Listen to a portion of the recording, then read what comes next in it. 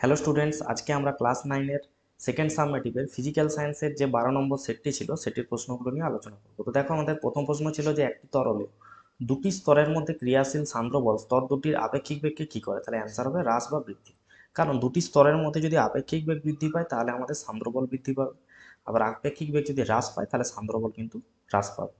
2 নম্বর হচ্ছে কোন পদার্থটির স্থিতিস্থাপকতা সর্বাপেক্ষা বেশি, অর্থাৎ কোনো বস্তুকে যদি আমরা বল প্রয়োগ করি, যেমন রাবারের ক্ষেত্রেই ভাবতে পারি, যদি বল প্রয়োগ করি তাহলে তার প্রসারণ ঘটে, এবং বল যদি আমরা সরিয়ে নিই তাহলে কি হয়, সে তার পূর্বের অবস্থায় ফিরে আসে। অর্থাৎ যে বস্তু যত দ্রুত তার পূর্বের অবস্থায় ফিরে আসতে পারবে প্রযুক্ত বল সরিয়ে নিলে, সেটাই হয় তার স্থিতিস্থাপকতা বা ইলাস্টিসিটি। তাহলে এখানের মধ্যে ইস্পাত হচ্ছে কিন্তু সবচেয়ে বেশি স্থিতিস্থাপক। এসটিপিতে 7 গ্রাম নাইট্রোজেন গ্যাসের আয়তন কত হবে। তাহলে এমনিতে নাইট্রোজেন গ্যাসের কত হয়, 14×2 = 28 গ্রাম। তাহলে এই 28 গ্রাম মানে 1 মোল, আর 1 মোল যে কোনো গ্যাসের আয়তন হয়ে থাকে 22.4 লিটার। তাহলে 7 গ্রামের আয়তন কত হবে, তাহলে 22.4/28 × 7, অর্থাৎ 7×4=28, যেটা যদি ভাগ করি তাহলে আমাদের আসবে 5.6 লিটার। তাহলে অপশন বি হবে সঠিক উত্তর। নেক্সট বলেছে C2H4 এর মোলার ভর কত হবে। তাহলে C2H4, তাহলে কার্বনের হয়ে থাকে 12 × 2 প্লাস হাইড্রোজেনের 1 × 4, তাহলে কত হচ্ছে এখানে 12×2 = 24, 28। তাহলে এখানে অ্যান্সার হবে 28 গ্রাম/মোল। বিস্তৃত দশা গ্যাসীয় এবং বিস্তার মাধ্যম তরল এমন একটা কলয়েডের উদাহরণ হবে সাবানের ফেনা। নেক্সট আছে অ্যাসিড এবং ক্ষার উভয়ের সঙ্গে বিক্রিয়া করে হাইড্রোজেন গ্যাস উৎপন্ন করতে পারে কে না, জিঙ্ক। জিঙ্ক হচ্ছে অ্যাসিড এবং ক্ষার উভয়ের সঙ্গে বিক্রিয়া করতে পারে এবং হাইড্রোজেন গ্যাস উৎপন্ন করে। পাতিলেবুর রস, যেহেতু এটা অ্যাসিড তাহলে 7-এর কম হবে, তাহলে এদের মধ্যে 7-এর কম পিএইচ কার আছে, 2.2। 2 কেজি ভরের একটি বস্তুর গতিবেগ দেওয়া আছে 4 মিটার/সেকেন্ড। গতিশক্তির সূত্র কি না, গতিশক্তি সমান হয় ½ mv²। তাহলে হাফ ইন্টু এখানে বস্তুর ভর 2 কেজি এবং ভি স্কোয়ার মানে 4 স্কোয়ার, তাহলে 16, তাহলে 2 2 ক্যান্সেল, তাহলে অ্যান্সার হবে 16। তাহলে গতিশক্তি কত হবে না, 16 জুল হবে অ্যান্সার। এরপরে আছে গ্রুপ বি। গ্রুপ বি এর প্রশ্ন বলেছে যে 1 পাস্কাল সমান কত ডাইন পার সেমি স্কোয়ার। তাহলে অ্যান্সার হবে কি না, 10 ডাইন/সেমি স্কোয়ার। 2 নম্বর প্রশ্ন বলেছে ব্যারোমিটারে যদি পারদের লেভেল হঠাৎ নেমে যায় তাহলে কিসের পূর্বাভাস। তাহলে অ্যান্সার কি হবে, ঝড় বৃষ্টির পূর্বাভাস। ঝড় বৃষ্টির সম্ভাবনা দেখা যায়।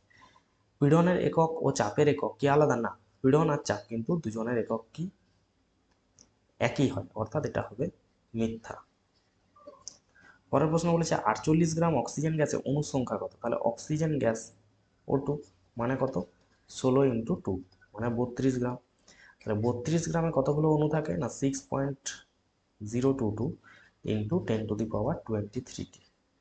তাহলে আমাকে এখানে প্রশ্ন করেছে যে 48 গ্রামে কতগুলো থাকবে।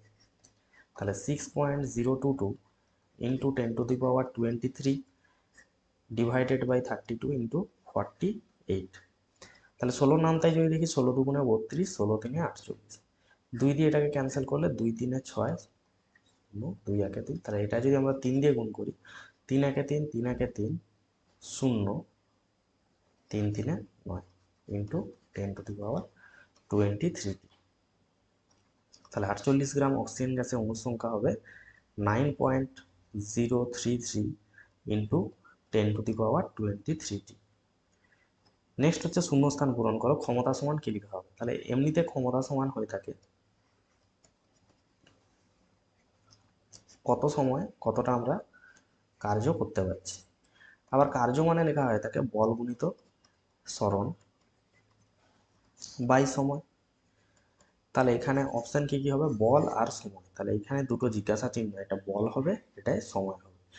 নেক্সট হচ্ছে প্রলম্বনে যে কণাগুলো থাকে তাদের ব্যাস কত হয়ে থাকে। অর্থাৎ প্রলম্বনে যে কণাগুলো থাকে তাদের ব্যাস হয়ে থাকে 100 ন্যানোমিটার। জীবাণুনাশক হিসেবে ব্যবহৃত হয় এমন দুটি ইমালশন। তাহলে একটা বলতে পারি আমরা ডেটল, আরেকটা হতে পারে স্যাভলন। প্লবতা রেশা একক কিনা, প্লবতা হচ্ছে এক প্রকার বল, তাহলে সেই ক্ষেত্রে রেশা একক কিন্তু হবে নিউটন। সালফিউরিক অ্যাসিডের একটি শিল্পে ব্যবহার। তাহলে সালফিউরিক অ্যাসিডের শিল্পে কি ব্যবহার আছে না, আমরা যদি বলতে পারি তাহলে সার তৈরিতে ব্যবহার করতে পারি। তাহলে সালফিউরিক অ্যাসিড সমৃদ্ধ এমন একটা সারও যদি উদাহরণ হিসেবে দেখি, তাহলে অ্যামোনিয়াম সালফেট হতে পারে, NH4 এর হোল 2SO4 বলতে পারি অ্যামোনিয়াম সালফেট, যেটা সালফিউরিক অ্যাসিডের একটি শিল্পের ব্যবহার। একটি ক্ষারকীয় অক্সাইড, অর্থাৎ ধাতুর অক্সাইডকে ক্ষারকীয় অক্সাইড বলা হয় থাকে। তাহলে ধাতু, যেমন সোডিয়াম আমাদের একটা ধাতু, তাহলে তার অক্সাইড হতে পারে, তাহলে বলতে পারি Na2O, sodium oxide, calcium oxide, এরকম হবে উদাহরণ। এরপর আসছে গ্রুপ সি। তরলের পৃষ্ঠটানকে প্রভাবিত করে এমন একটি বিষয় কি হতে পারে না, তরলের পৃষ্ঠটানকে প্রভাবিত করতে পারে এমন একটি বিষয় কিন্তু হবে উষ্ণতা। তাহলে এটা হবে উষ্ণতা। তাহলে উষ্ণতা বাড়লে কি হবে, উষ্ণতা বাড়লে পৃষ্ঠটান কিন্তু কমে যাবে, ব্যস্ত সম্পর্ক।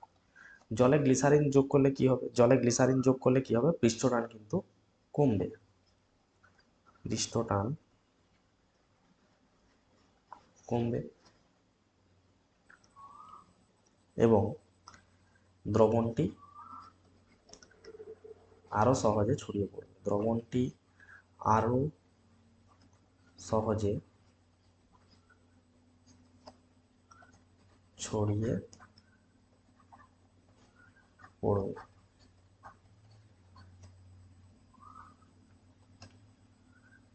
পরের প্রশ্ন আছে যে প্রচন্ড ঝড়ে ঘরের ছাউনি উড়ে যায় কেন, এটা তোমরা বার্নৌলির নীতি দিয়ে ব্যাখ্যা করা যাবে। তাহলে বার্নৌলির নীতি পড়লে তোমরা এটা বইতে দেখে নেবে। নেক্সট আছে গ্রামাণবিক আয়তন বা মোলার আয়তন কোনটাকে বলা হবে। তাহলে কোনো পদার্থের গ্যাসীয় অবস্থার গ্রামে প্রকাশিত 1 মোলের যা আয়তন হয় তাকে বলা হয়ে থাকে, তাহলে কোনো পদার্থের 1 মোলের গ্যাসীয় অবস্থার যা আয়তন হবে তাকে কিন্তু আমরা বলবো মোলার আয়তন। তাহলে এখানে যদি আমরা লিখি মোলার আয়তন জিনিসটা কি, মোলার আয়তন, মোলার আয়তন জিনিসটা কি হবে না, কোনো পদার্থের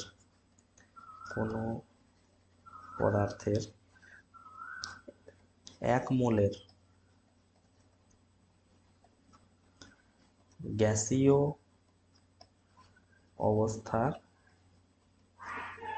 আয়তন, সেটাকে আমরা বলে থাকি মোলার আয়তন। যেমন এসটিপিতে হয়ে থাকে কত, মোলার আয়তন 22.4 লিটার।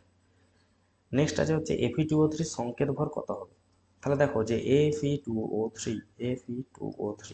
তাহলে কি কি ডাটা সাপ্লাই আছে দেখো না, এখানে আমাকে এফির কত হয় 56 দেওয়া আছে, তাহলে এফি এর কত 56 দেওয়া আছে, তাহলে 56 56 ইন্টু 2 প্লাস অক্সিজেনের কত হয় 16, তাহলে 16 ইন্টু 3, তাহলে মোট কত হচ্ছে না 56 দুগুণে হয় 112 এবং 16 তিনে হয় 48, তাহলে এখান থেকে অ্যান্সার কত আসবে 160 AMU বলতে পারি বা অ্যাটমিক মাস ইউনিট। তাহলে এটা হয়ে গেল এর সংকেত ভর।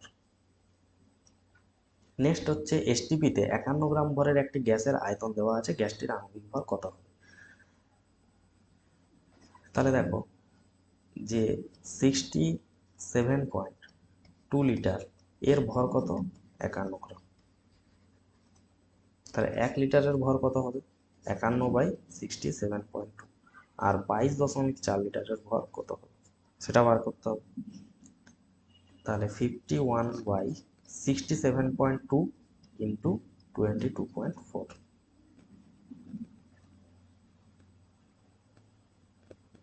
তাহলে এটা 3 দিয়ে ক্যান্সেল হবে, আর এটা হবে 3 দুগুণ 3 একে 3, 3 17 51, তাহলে অ্যান্সার কত হবে না 17 গ্রাম। গ্যাসটার যে আণবিক ওজন হবে সেটা কত হবে, গ্যাসটার আণবিক ভর যেটা হবে সেটা হবে 17 গ্রাম। বীজ ক্যালাস কি এবং এর একটি ব্যবহার। তাহলে বীজ ক্যালাস কি, বীজ ক্যালাস, তাহলে বীজ ক্যালাস জিনিসটা কি না, বীজ ক্যালাস হলো একটা ছোট আকারের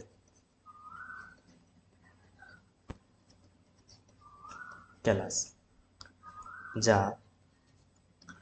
কোনো অতিরিক্ত দ্রবণ বা তরল থেকে ক্যালাস গঠনের প্রক্রিয়া শুরু করতে ব্যবহৃত হয়। তাহলে এটার উদাহরণ কি হবে? উদাহরণ হিসেবে বলতে পারি চিনি শিল্পে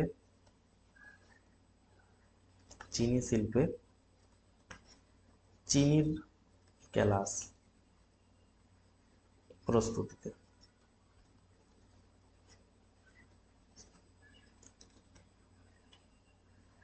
নেক্সট আছে কি ঘটে সমীকরণ লেখো। গাঢ় সোডিয়াম হাইড্রোক্সাইড তার সাথে অ্যালুমিনিয়াম চূর্ণ মিশিয়ে যদি উত্তপ্ত করা হয় তাহলে কি হবে? তাহলে দেখো এটার অ্যালুমিনিয়াম তার সাথে গাঢ় সোডিয়াম হাইড্রোক্সাইড মিশিয়ে যদি উত্তপ্ত করা হয় তাহলে কি উৎপন্ন হবে?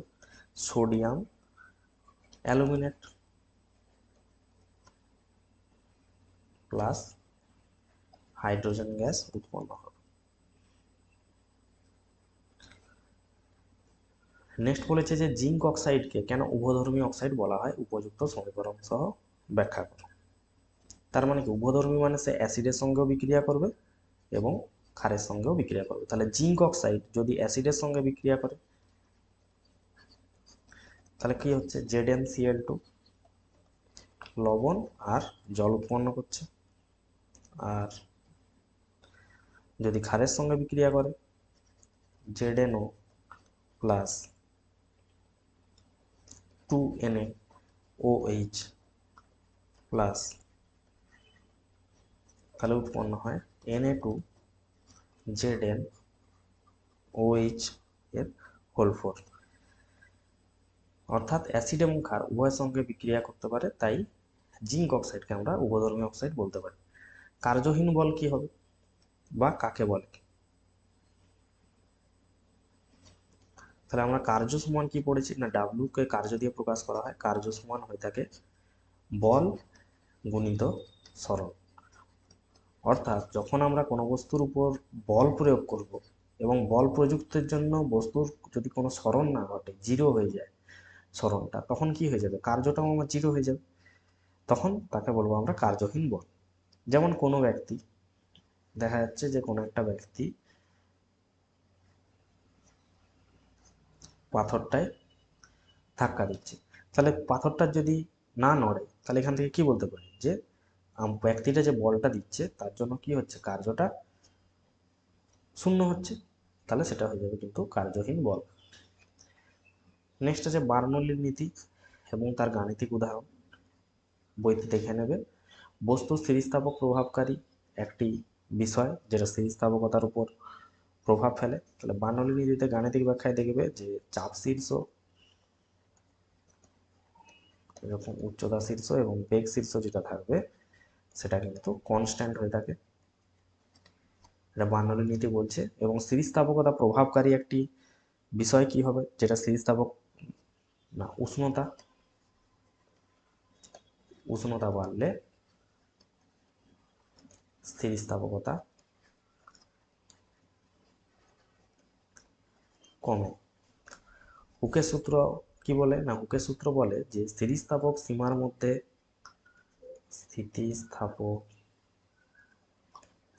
মধ্যে পীড়ন আর বিকৃতি পরস্পরের সমানুপাতিক, পীড়ন প্রপোর্শনাল টু বিকৃতি।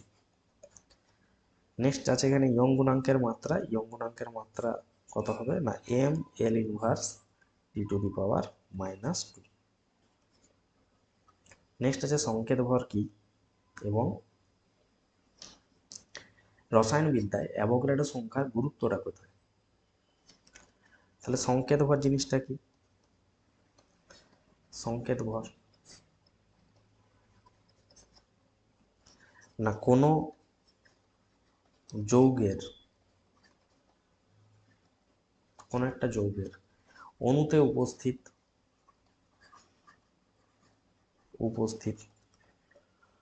পরমাণুগুলির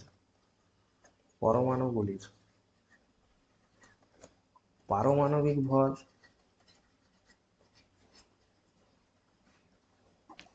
যোগ করলে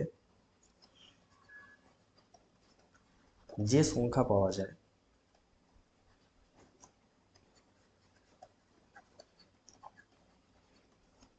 তাকে সংখ্যের ঘর বলে,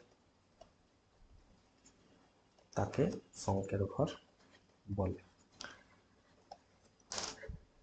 নেক্সট বলেছিল যে অ্যাভোগাড্রো সংখ্যার গুরুত্বটা কোথায়। অ্যাভোগাড্রো সংখ্যার গুরুত্ব, তাহলে গুরুত্বটা কি না, অ্যাভোগাড্রো সংখ্যা হচ্ছে 6.022 ইন্টু 10⁻23। এটা নির্দেশ করে যে 1 মোল পরিমাণ কোনো পদার্থে উপস্থিত পরমাণু, অণু বা আয়নের সংখ্যাকে নির্দেশ করে। তাহলে এটি রসায়নবিদ্যায়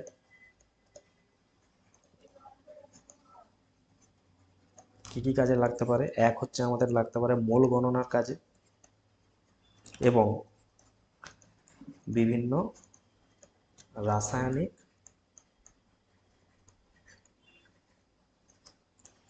হিসেব নিকেশ করার কাজে, হিসেব নিকেশ করার কাজে এটি অত্যন্তই কিন্তু গুরুত্বপূর্ণ।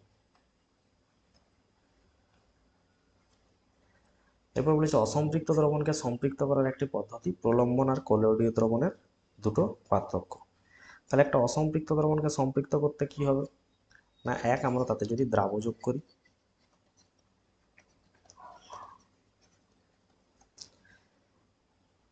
দু নম্বর দ্রবণটিকে নাড়িয়ে যতক্ষণ পর্যন্ত দ্রাব না দ্রবীভূত হয়। এরপরে বলেছে একটা দ্রবণ আর একটা কলয়েডীয় দ্রবণ, এদের মধ্যে ডিফারেন্সটা কোথায়। কলয়েডীয় দ্রবণ, এদের মধ্যে ডিফারেন্সটা কোথায়। এক, এদের কিন্তু খালি চোখে দেখা যায়,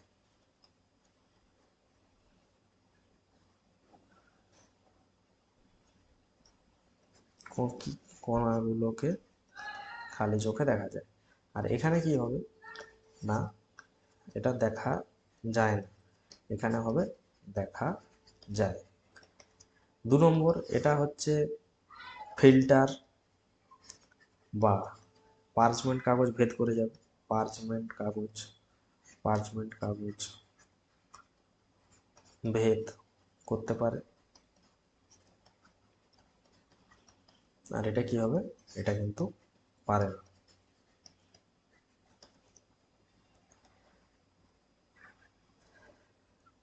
পরবর্তী প্রশ্ন আছে যে অ্যাসিড বৃষ্টির একটি কুপ্রভাব এবং দুটি অ্যান্টাসিডের নাম।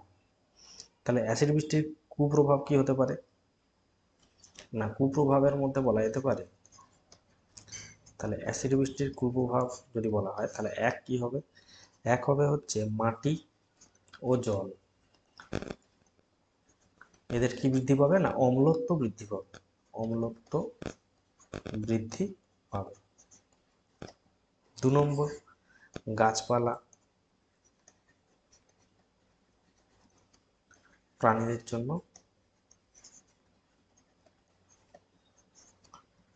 ক্ষতিকারক। বড় বড় স্মৃতিসৌধগুলোতে স্টোন ক্যান্সার দেখা যাবে, স্মৃতিসৌধ স্টোন ক্যান্সার দেখা যাবে। এবার দুটো অ্যান্টাসিডের নাম কি হবে, অ্যান্টাসিড, একটা হতে পারে ম্যাগনেসিয়াম হাইড্রক্সাইড, হাইড্রক্সাইড মানে mg OH এর হোল টু। আরেকটা হতে পারে অ্যালুমিনিয়াম হাইড্রোক্সাইড, অ্যালুমিনিয়াম হাইড্রোক্সাইড মানে AlOH এর হোল 3, এগুলো হতে পারে। এবার বলেছে HCl অ্যাসিড একে শনাক্তকরণকারী সমীকরণ এবং মিথাইল অরেঞ্জ ক্ষার বর্ণে কি বর্ণ ধারণ করে?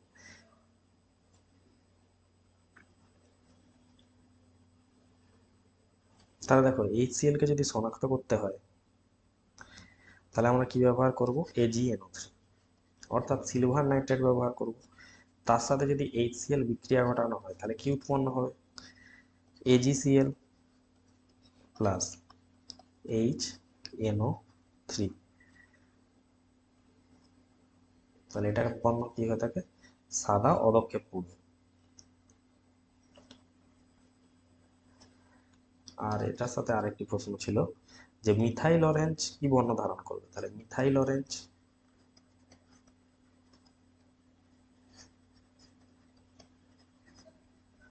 ক্ষার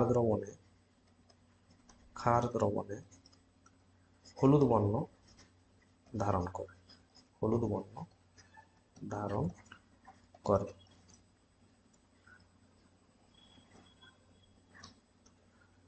এটা খুব গুরুত্বপূর্ণ প্রমাণ, যেটা আমরা 13 নম্বর স্কুলের যে সেট সেই ভিডিওটা তোমরা পেয়ে যাবে। ওখানে গিয়ে তোমরা দেখে নেবে এটা, যে একটা অবাধে পতনশীল বস্তুর যান্ত্রিক শক্তি সর্বদাই কনস্ট্যান্ট থাকে। আর এটার সাথে অথবা একটা অঙ্ক দেওয়া ছিল যে 60 ওয়াট ক্ষমতা সম্পন্ন একটি যন্ত্র 1 মিনিটে কতটা কার্য করবে। তাহলে ক্ষমতা সমান আমরা জানি কার্য বাই সময়। তাহলে আমার তো দরকার কার্য, তাহলে কার্য সমান কি লিখব? কার্য সমান লিখব ক্ষমতা গুণিত সময়। তাহলে দেখতেই পাচ্ছ যে ক্ষমতার একক হয়ে থাকে ওয়াট, তাহলে সেক্ষেত্রে এখানে 60 ওয়াট দেওয়া আছে।